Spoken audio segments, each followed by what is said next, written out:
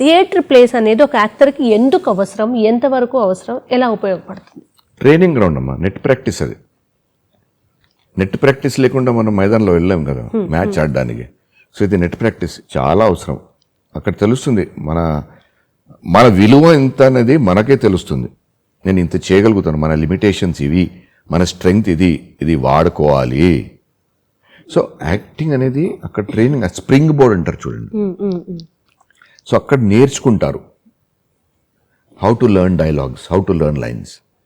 అది కూడా మేము నేర్పియము, ఒక పద్ధతి ఉంటుంది. అంటే ఆ పద్ధతి మీరు డీకోడ్ చేయాలి, డీసిఫర్ చేసుకోవాలి మీకు మీ పర్సనాలిటీని బట్టి. నాటకం అయ్యే వరకు, లైట్స్ ఆఫ్ అయ్యే వరకు నువ్వు పాత్రలోనే ఉండాలి, బ్యాక్గ్రౌండ్లో ఉన్నా సరే. అది ట్రైనింగ్, దట్ ఈస్ నీ లక్ష్యం. ఎలా వెళ్తావు వెళ్ళు. నెట్ ప్రాక్టీస్ లేకుండా మనం మైదానంలో వెళ్ళాం కదా మ్యాచ్ ఆడడానికి.